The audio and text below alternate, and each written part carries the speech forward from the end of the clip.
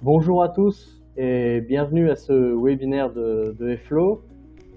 Aujourd'hui, j'espère déjà que tout le monde m'entend bien. Si jamais vous avez le moindre petit souci, il y a un chat disponible pour nous dire si vous entendez bien, etc. Alors tout d'abord, bienvenue à tous.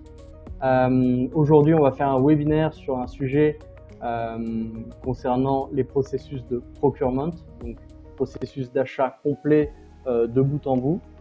Avant de rentrer dans le cœur du sujet, je vais présenter du coup l'équipe qui va animer ce webinaire aujourd'hui. Donc on va être deux de l'équipe EFLO à pouvoir animer ce webinaire.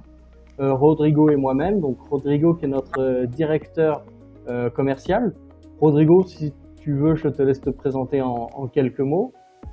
D'accord, d'accord. Bonjour à tous. J'espère que tu peux profiter de ce webinaire. Maxence va montrer beaucoup de choses et des fonctionnalités sur Reflow qui peut appuyer votre client et votre entreprise sur la part de management des processus.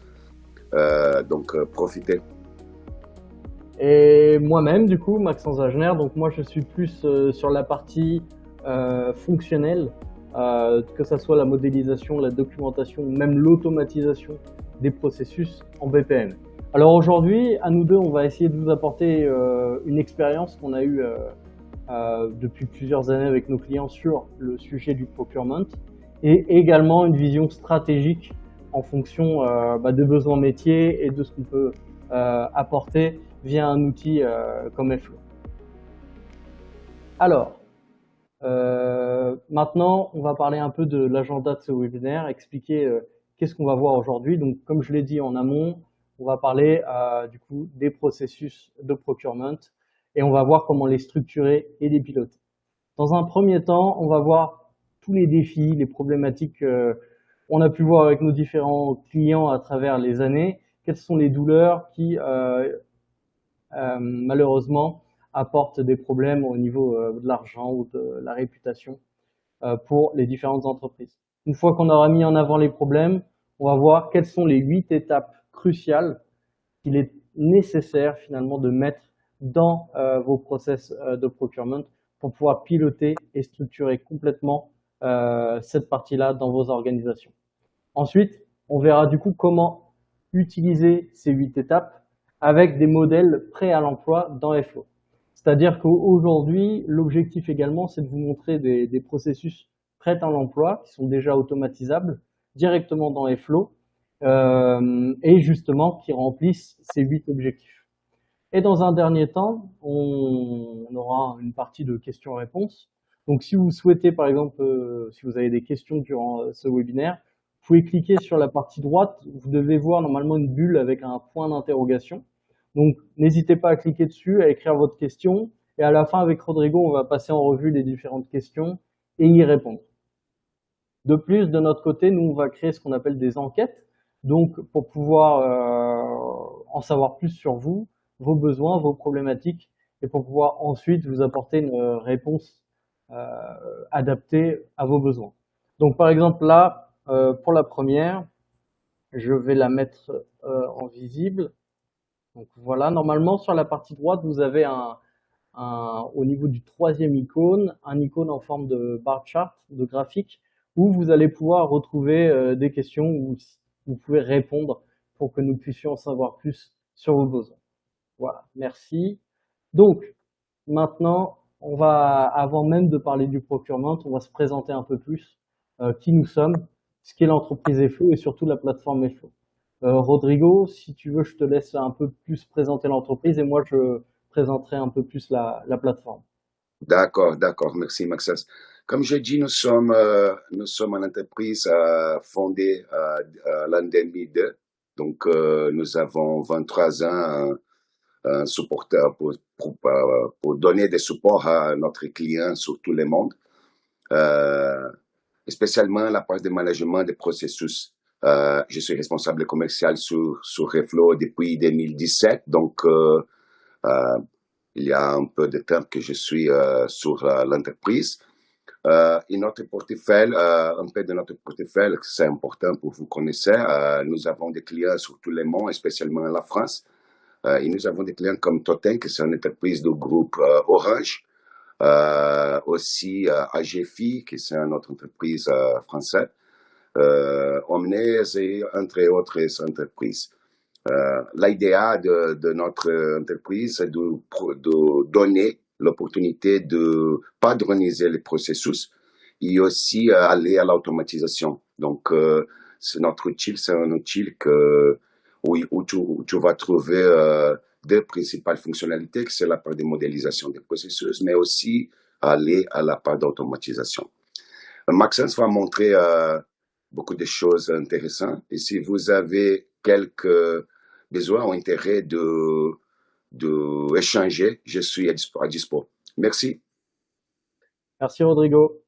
Du coup, maintenant, après avoir parlé de l'entreprise eFlow, laissez-moi vous présenter en quelques mots la plateforme elle-même. Donc, eFlow, c'est un outil SaaS directement accessible sur Internet qui va avoir 4 objectifs en forme finalement de cercle continu, où le premier objectif, ça va être la modélisation et la documentation de vos processus en utilisant la notation BPMN 2.0. Une fois modélisé et documenté, la plateforme va vous offrir un portail. Vous allez pouvoir partager cette documentation avec vos différents utilisateurs et également la possibilité d'exporter des fichiers PDF personnalisés, couleurs, logos, etc.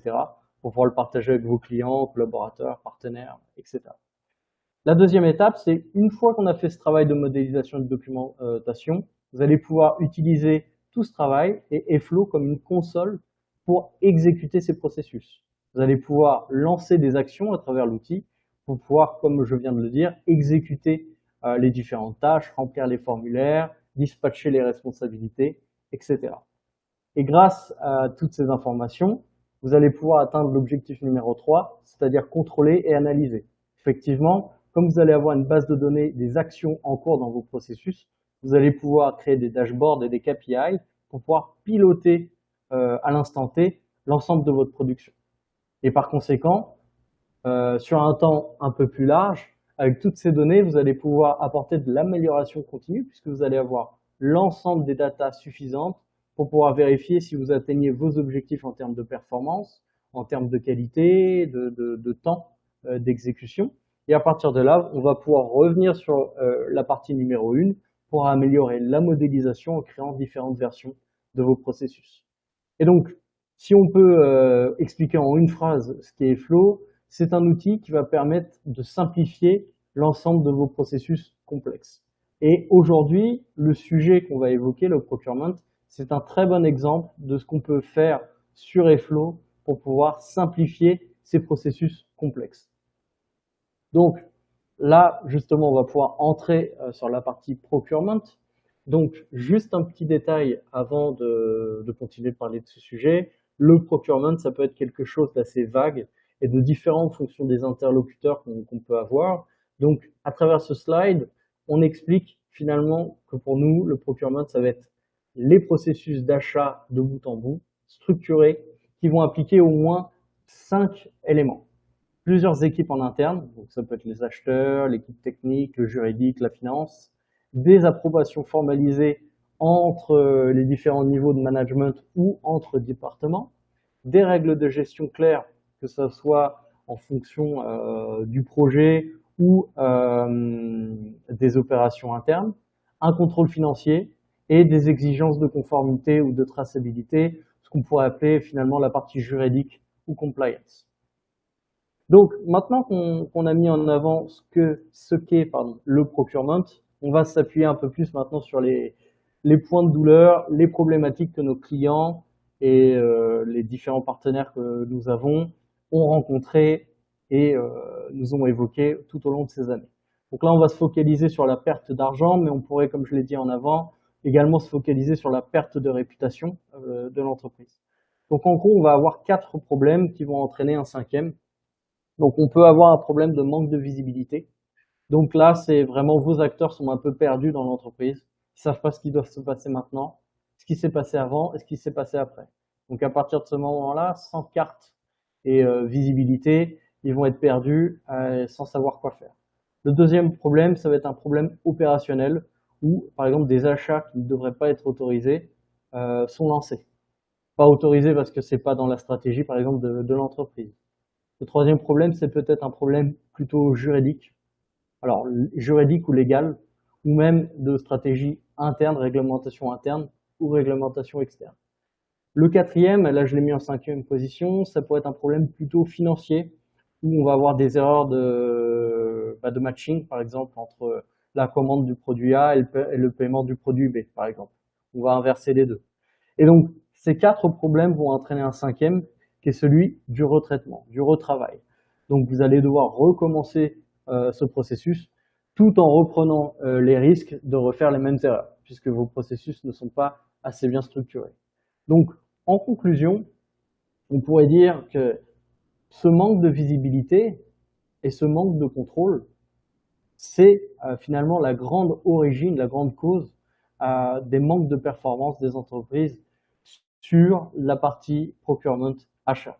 Donc, comment résoudre cela?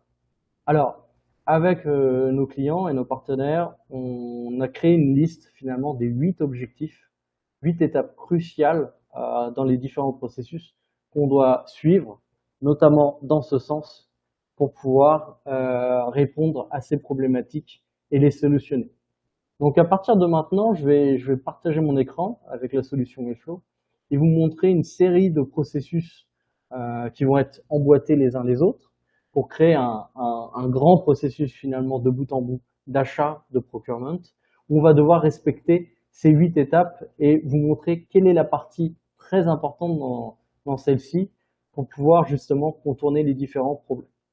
Donc, je vais partager mon écran maintenant. Surtout, n'hésitez pas, Rodrigo, n'hésite pas à me dire si jamais je ne partage pas celui-ci. Alors, maintenant, hop, screen, un instant.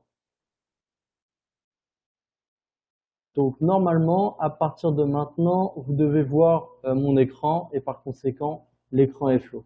Est-ce que Rodrigo, tu peux me confirmer? Oui, oui. Parfait. Donc, comme je vous l'ai dit, on a donc une série de processus qui sont prêts dans l'emploi, modélisés, documentés avec des formulaires, etc., que je vais vous présenter. Donc, ici, si je reviens sur mon PowerPoint, voilà, euh, exactement, parfait. La première des étapes, c'est la demande interne. Bon, la chose la plus importante dans la demande interne, c'est d'avoir une formalisation et de récupérer les informations nécessaires. Alors, comment on va pouvoir traduire ça sur notre processus? Donc, on va toujours, nous, dans un premier temps, commencer avec un processus d'étude de marché, on va dire, de présélection de fournisseurs. Donc, ce processus, alors je vais le mettre en plein écran, voilà, juste pour vous montrer un peu à quoi il ressemble.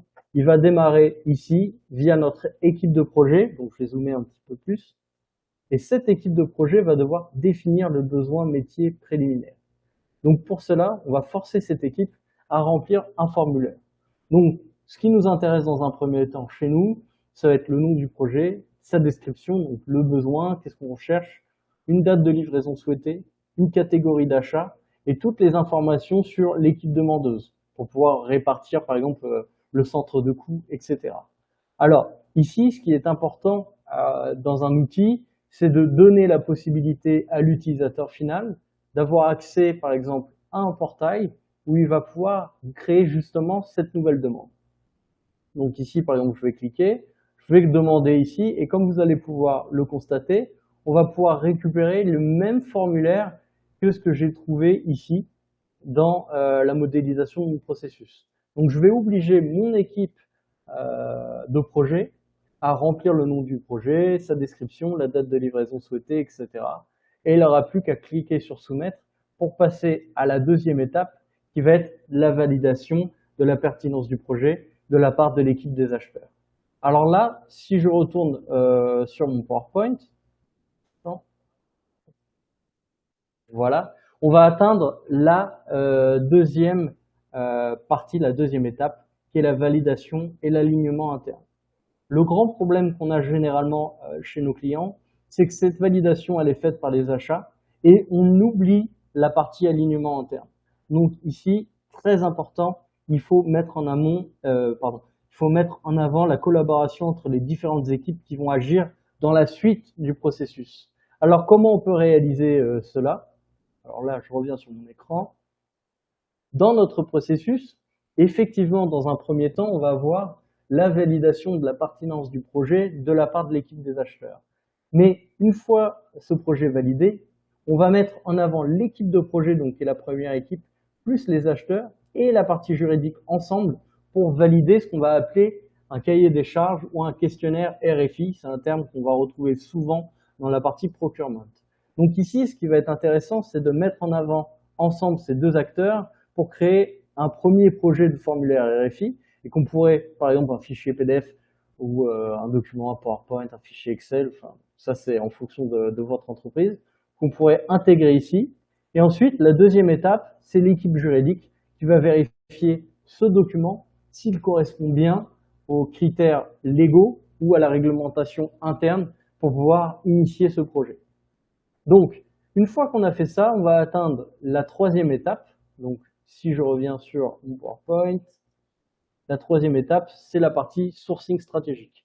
Là, encore une fois, on peut avoir des problèmes. Généralement, quand on va chercher le fournisseur, on va récupérer les mêmes problématiques qu'on a sur la validation et l'alignement interne. Il ne faut pas laisser à peine les acheteurs prendre la décision du sujet. Pourquoi? Parce que si on a fait le RFI ensemble entre trois équipes, on va donc avoir trois critères de sélection différents. Alors comment on peut montrer cela directement alors, un instant, voilà, ici, dans notre processus. On va laisser l'équipe des acheteurs publier ce cahier des charges sur le canal nécessaire ou faire une sorte de prospection, on va dire, de marché pour récupérer les différents fournisseurs qui devraient correspondre aux besoins. Mais après, sur l'analyse des réponses, sur cette partie-là, on va mettre en avant les trois acteurs principaux qui vont justement vérifier avant même de sélectionner ou non le fournisseur. Alors on va avoir une analyse de l'équipe des acheteurs, qui va du coup avoir une analyse, on va dire, un peu plus commerciale, par exemple les sujets logistiques, les sujets commerciaux, le prix, etc. On va avoir une analyse de l'équipe du projet, donc là ça va être une analyse un peu plus portée sur finalement le produit final ou le service final, donc une analyse un peu plus technique, et à la fin une évaluation des risques ou une évaluation simplement juridique de la part de l'équipe compliance.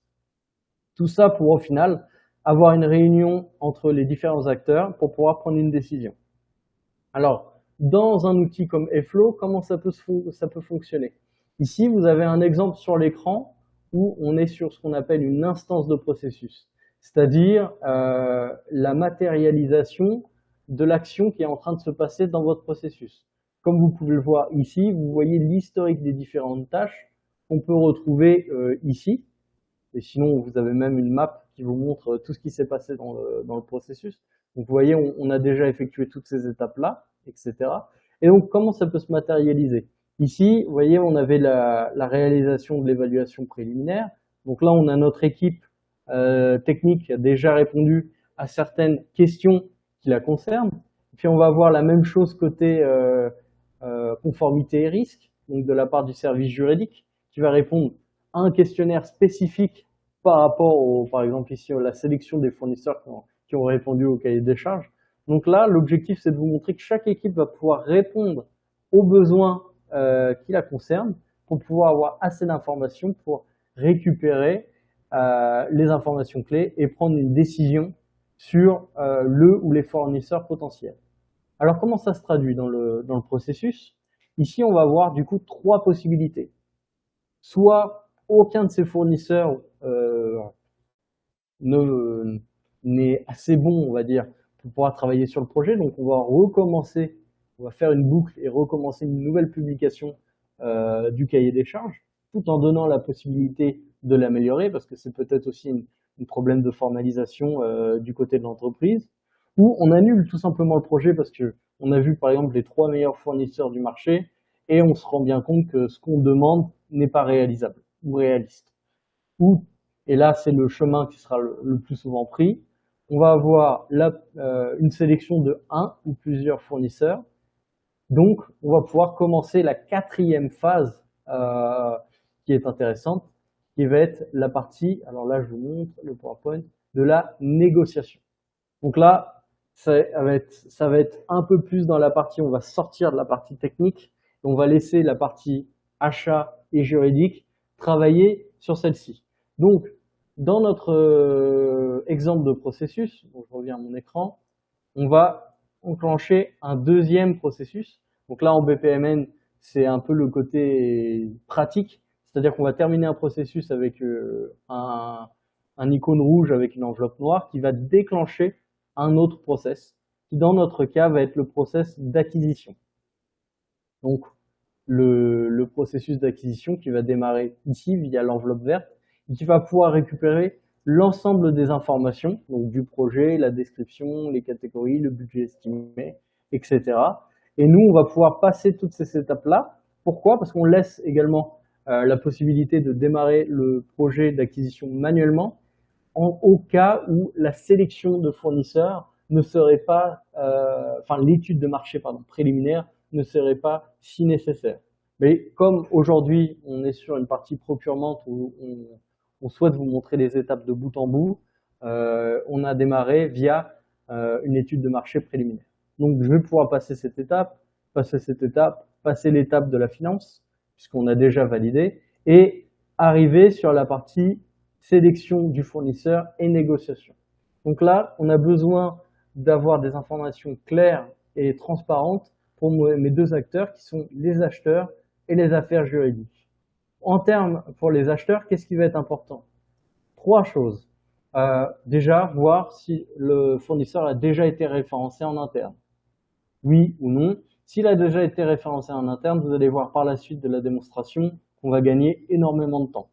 En revanche, après, pardon, excusez-moi, on va mettre la proposition de contrat ou la proposition commerciale du fournisseur ici et récupérer certaines informations assez importantes, ou en tout cas qui vont être vues très souvent, donc la valeur initiale, la valeur négociée, le taux de discount, par exemple, pour qu'ensuite l'équipe juridique vérifie cette proposition.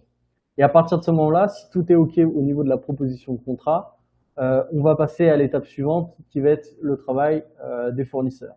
En revanche, si c'est pas bon, on revient à l'étape précédente, on va devoir renégocier, voire changer de fournisseur potentiel. Alors, une fois qu'on a bien fait cette étape de négociation, on va être sur la partie référencement de fournisseurs. Et ça, c'est très important. On doit faire cette étape avant même de travailler sur tout ce qui est bon de commande, etc. Pourquoi? Parce qu'il est très important de pouvoir travailler avec des fournisseurs qui répondent à vos critères internes, voire externes, si vous êtes dans un marché international et que les lois entre les deux pays, entre votre fournisseur et chez vous, sont différentes. Alors, comment faire ça dans un process? Je reviens sur mon processus d'acquisition. Ça va être toute cette étape ici. Donc, on va détailler. Donc, si la proposition commerciale est acceptée par l'équipe juridique, on va vérifier déjà si le fournisseur a déjà été référencé. Donc là, vous vous souvenez que dans mon formulaire ici, j'ai mis un fournisseur et j'ai cherché à voir s'il était référencé. Donc s'il est référencé, on va échapper à toute cette étape-là et on va passer directement à la partie de bon de commande. Pourquoi? Parce que s'il est référencé dans votre entreprise, c'est qu'il a déjà passé toutes les étapes de validation juridique et financière. Si ce n'est pas le cas, si c'est un nouveau fournisseur, alors dans ce cas-là, ici, on va déclencher un nouveau processus d'enregistrement du fournisseur. Et avant même de vous le montrer, on va avoir deux sorties possibles. Soit le fournisseur, on ne va pas pouvoir travailler avec lui pour raison X ou Y, et dans ce cas-là, on va repartir sur la sélection d'un nouveau fournisseur. Et si tout va bien, donc on aura enregistré le fournisseur dans notre base de données, on l'aura référencé et on va pouvoir passer à l'étape du bon de commande. Donc maintenant, je vais vous montrer le fameux processus d'enregistrement du fournisseur.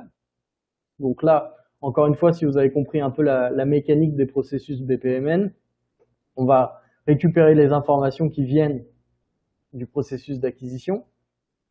Je vais agrandir un petit peu. Donc là, l'équipe des acheteurs vont avoir assez d'infos sur le fournisseur potentiel, etc. Une fois que les infos vont être validées, on va envoyer un email directement à ce fournisseur potentiel, lui créer un compte dans la plateforme pour pouvoir ensuite le laisser directement accéder à un formulaire et c'est lui-même, le fournisseur potentiel, qui va devoir répondre et remplir certaines informations comme le contact privilégié, les informations par exemple bancaires et surtout le plus important ici, les documents qui vont être nécessaires pour pouvoir laisser l'équipe juridique ou financière valider l'intégration ou non de ce fournisseur. Alors, une fois que tout est rempli, le fournisseur va cliquer sur valider. Ça va arriver à l'équipe conformité qui va pouvoir donc avoir accès à l'ensemble de ces documents pour pouvoir prendre une décision. 3 chemins possibles. Imaginons qu'il y a un document qui a été mis dans la mauvaise case ou que le document n'est pas à jour. On peut demander une correction, donc on va envoyer un email automatique au fournisseur pour lui demander de mettre à jour sa documentation.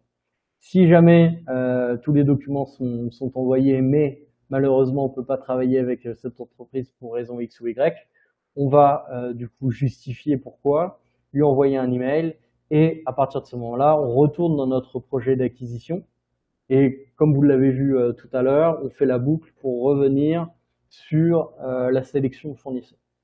Si tout va bien, donc l'intégration est validée, on passe les informations à l'équipe de finance, qui vont ajouter des informations de paiement, sûrement dans un système externe comme votre ERP. Et à partir de là, ce qui va être intéressant, c'est que le système eFlow va intégrer toutes les informations du fournisseur directement dans votre environnement. Donc, pour vous donner un exemple ici, on peut créer dans eFlow ce qu'on appelle des bases de données internes. Donc, j'ai créé une base de données fournisseur qui va répertorier tous les fournisseurs avec lesquels l'entreprise peut travailler.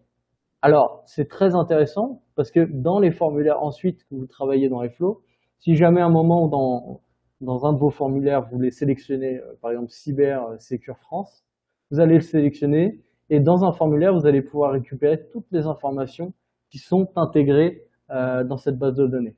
Et je vais même un peu plus loin, vous pouvez utiliser dans le même état d'esprit des bases de données externes qui sont hébergées dans des systèmes extérieurs, par exemple votre ERP, et on va pouvoir récupérer ces informations pour pouvoir les remplir automatiquement dans des formulaires. Donc, maintenant, je vais revenir sur mon processus.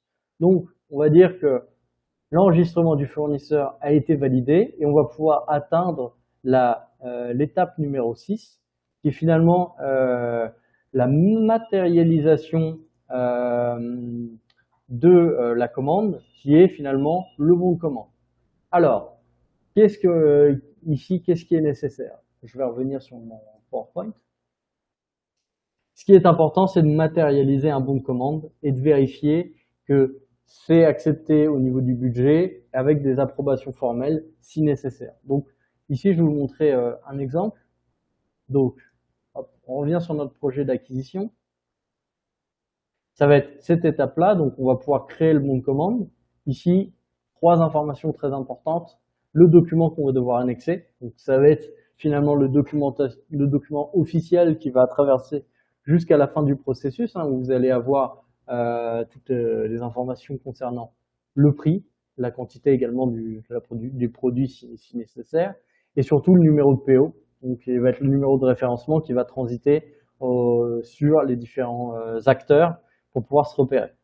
Donc une fois qu'on a ce bon de commande, peut-être, et là on l'a mis de notre côté, ça peut être optionnel, c'est d'avoir la validation, par exemple, de mon équipe ou direction générale. Donc ça, c'est quelque chose qu'on a mis dans notre processus, mais ces modèles sont éditables. Si jamais vous êtes intéressé et que vous voulez télécharger ces modèles, vous pouvez supprimer cette étape ou faire une étape encore plus complexe si vous le souhaitez. Par exemple, demander une validation de l'acquisition uniquement si la valeur est supérieure, je dis une bêtise, à 1000 €, par exemple. Sinon, aller directement à l'étape du bon de commande. Enfin, signature du bon de commande et envoi pour le fournisseur.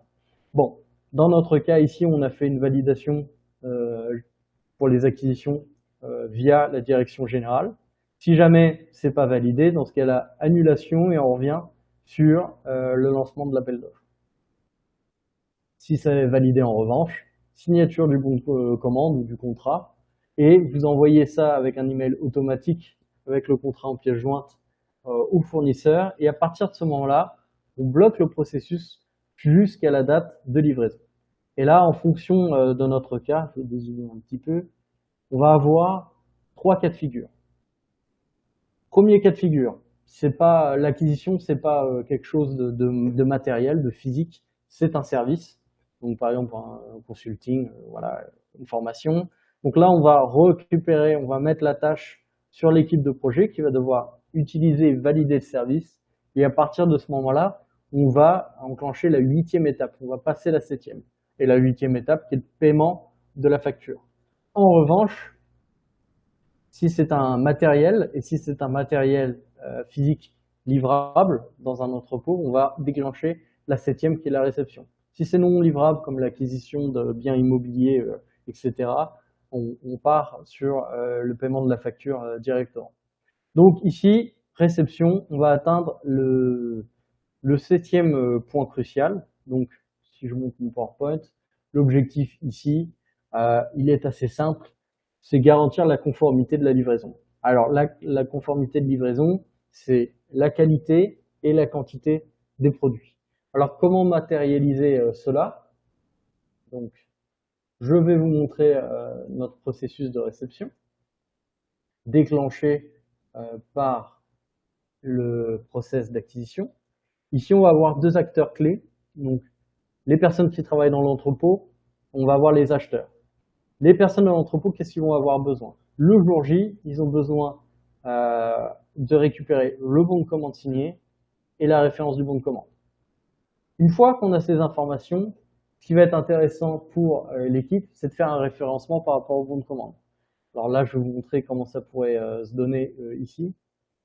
Je vais vous ouvrir un exemple du numéro d'instance. Très bien. On pourrait avoir ce type de questionnaire. Donc, voilà, on va dire que la personne dans l'entrepôt ou sa tablette ou son portable récupère donc ce formulaire avec le bon de commande.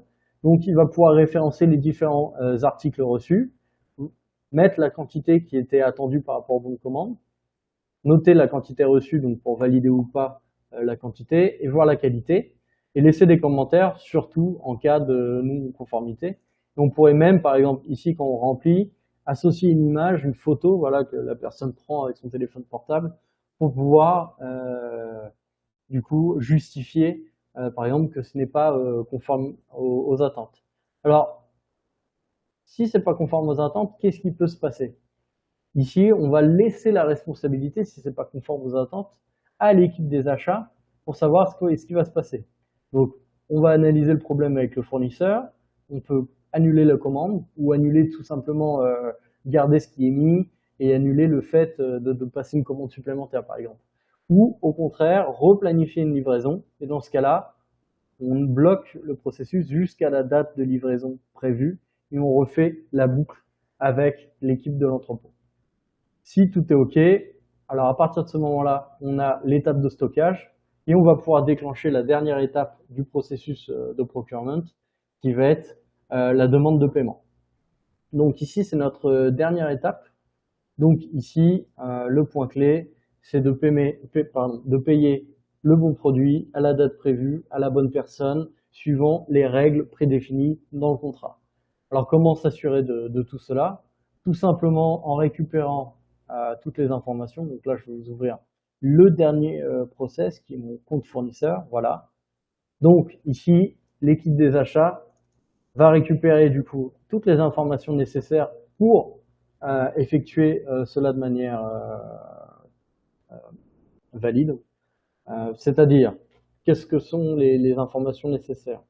La référence du bon de commande, information du fournisseur, le bon de commande signé pour avoir la preuve, le montant de la facture et la date de paiement. À partir de là, on a toutes les informations nécessaires, on vérifie que tout est bien rempli, qu'il n'y a pas d'erreur, et on envoie à l'équipe de finance qui également, avant de déclencher le paiement, va analyser pour voir si tout est OK. On laisse la possibilité d'avoir une boucle rétroactive en cas de modification d'information. Et là, pareil, on va mettre une boucle de validation. Alors dans notre exemple, c'est juste pour vous montrer que c'est possible, on a mis la possibilité de valider chaque produit, d'obliger le manager à valider le paiement si les produits est supérieur à 100 euros. Bon, c'est vraiment pour l'exemple. On pourrait créer quelque chose même de plus complexe, c'est-à-dire de choisir le type d'approbateur en fonction de la valeur. Imaginons qu'on va mettre un manager pour ce qui est supérieur à 100 euros jusqu'à 1000 euros. Entre 1000 et 10 000 euros, ça serait le directeur départemental, et supérieur à 10 000 euros, ça serait la direction nationale. On peut faire également ce genre de validation via le système. À partir de là, le manager autorise le paiement. Si jamais il n'autorise pas le paiement au bout de 3 jours, c'est validé automatiquement. Voilà, pour pas bloquer le process. Et à partir de là, on bloque le process jusqu'au jour de paiement. Ensuite, ça se déclenche via l'équipe finance, qui va devoir juste insérer le numéro de la facture et insérer le justificatif de paiement. Et tout ça sera envoyé via un email automatique au fournisseur final. Donc, ici, via ces exemples de processus, je vous ai montré un peu, du coup, comment intégrer ces 8 étapes dans différents processus. Ces différents processus, il faut bien le garder en tête, sont importants d'être liés pour avoir finalement un processus de bout en bout qui va aller de la demande interne jusqu'au paiement des factures. Une information également importante, vous avez vu qu'on n'a pas tout mis sur un processus en entier. Pourquoi? Parce que certains des acteurs ont des rôles à jouer de façon plus pondérante dans un processus et pas dans un autre. Donc ça, c'est la première raison. Et la deuxième, c'est pour une simplicité de lecture. Vous avez vu, c'est beaucoup plus simple de lire un processus lorsqu'il est de la taille dont je vous ai montré que si on avait fait une map, une carte cartographiée de l'ensemble de ces étapes. Je me doute que c'est énormément d'informations que j'ai évoquées avec vous aujourd'hui. Donc, c'est pour ça que j'ai créé un tableau récapitulatif de l'ensemble des informations, donc avec les différentes étapes que nous avons vues, l'objectif de chacune de ces étapes, le problème principal et la solution stratégique apportée et comment l'implémenter dans FO.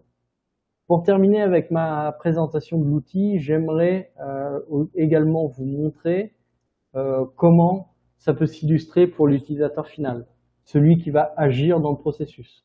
Parce que là, juste avant, je vous ai montré voilà, la partie éditeur de processus, comment créer les processus avec des modèles. Maintenant, comment ça peut s'illustrer voilà, tous les jours. On peut, en fonction de l'utilisateur qui est connecté, lui laisser accès à une ou plusieurs pages. Donc là, on va se mettre dans la peau d'un acheteur qui va avoir accès à la page gestion des achats et qui va voir exactement ce qui se passe en ce moment même dans nos process de procurement. Donc là, on peut voir qu'il y a trois demandes d'achat en cours, une demande de paiement en cours, etc. Et les différentes actions que l'acheteur va devoir faire. Ici, on va pouvoir voir toutes les demandes en cours et voir, par exemple, qui est le responsable, si on est déjà perdu au niveau du délai, etc. Et accéder directement la demande en cliquant sur le numéro et pouvoir agir sur celui-ci en suivant les différents formulaires et le workflow qui a été dessiné par l'analyste de processus. Voilà, je pense que j'ai fait le tour sur la présentation. Donc, je vais revenir maintenant sur le PowerPoint et vérifier avec vous si on a eu des questions. Alors, je vais regarder. Alors, on a eu une question par email également sur le fait de pouvoir récupérer ces processus pour pouvoir les adapter à l'entreprise. Donc, je vais d'abord répondre sur la partie adaptée à l'entreprise. Effectivement, on peut éditer ces différents processus parce que ce sont des modèles préfabriqués, entre guillemets, mais vous pouvez dans l'éditeur changer un formulaire, changer une étape, changer un responsable, etc. Concernant la récupération de ces processus, il faudra le voir directement avec Rodrigo. Et du coup, justement, Rodrigo, je vais te laisser la parole sur ce point. Si jamais tu veux expliquer comment les personnes peuvent te contacter, etc., s'ils veulent donner suite euh, à cela. Oui, oui.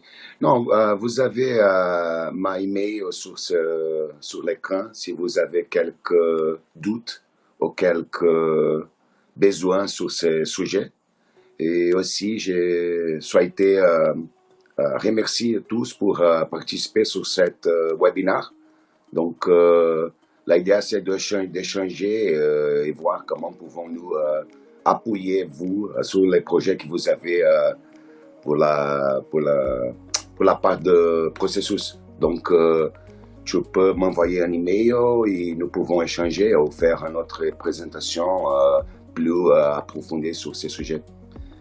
C'est ça, merci à tous. Maxence, merci pour la présentation et je suis à dispo. Merci, merci à tous. Voilà, comme a dit Rodrigo, vous pouvez le contacter directement à l'adresse email que vous retrouverez dans cette présentation. Cette présentation sera disponible via cet outil de webinaire. Vous allez pouvoir également retrouver cette vidéo si vous avez besoin de la revoir ou de la partager avec des collègues. N'hésitez pas. Écoutez, je vous dis à très bientôt alors. Au revoir et à bientôt. Bonjour à tous. Bonne journée à tous.